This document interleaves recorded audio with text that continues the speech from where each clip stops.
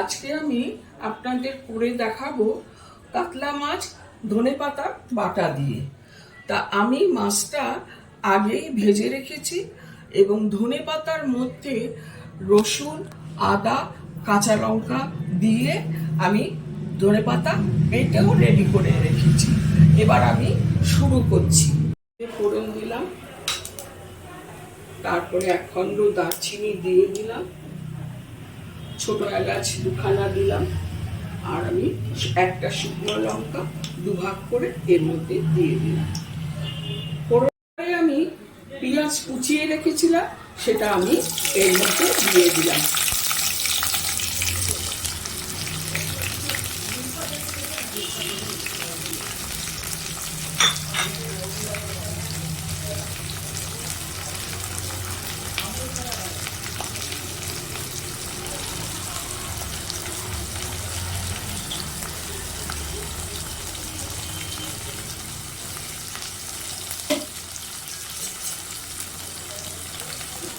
পেঁয়াজটা আমি ভাজছি, পেঁয়াজটাকে একটু ব্রাউন করেই ভেজে নিতে হবে।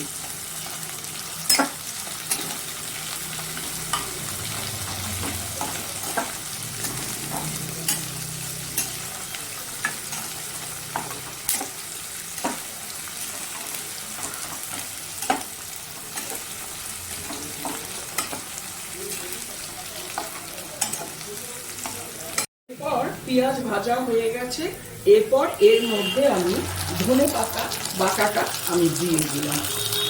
এবার ধনেপাতা বাটা দিয়ে আমাকে এটা কষাতে হবে।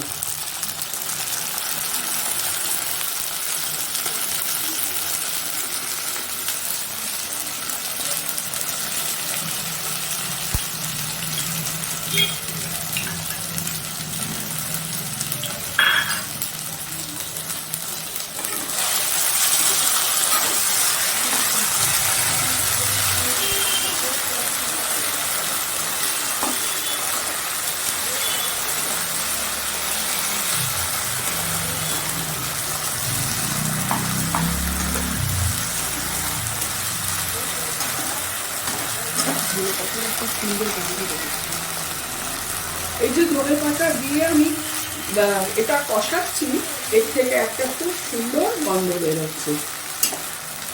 এরপর আমি এর মধ্যে হলুদ, লঙ্কা আর ধনে গুঁড়ো আমি মশলা হিসেবে দিয়ে দেব।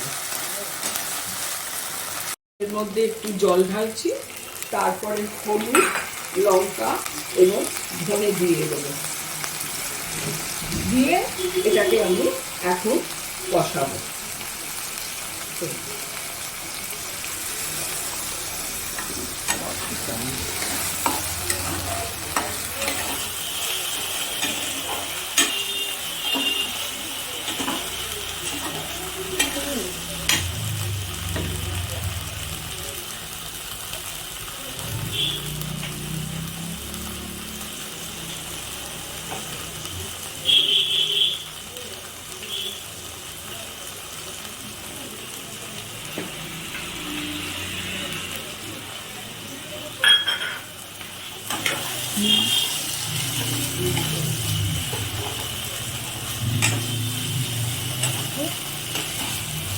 সমস্ত রকম মশলা দিয়ে এরপর আমি এটা কষাচ্ছি। এটা কষানো হয়ে গেলে আমি এর মধ্যে ফেটানো টক দই দিয়ে দেবো। টক দই দিয়ে দিচ্ছি। টক দই দেওয়ার পর মশলাটা আমি আবারও কষাবো।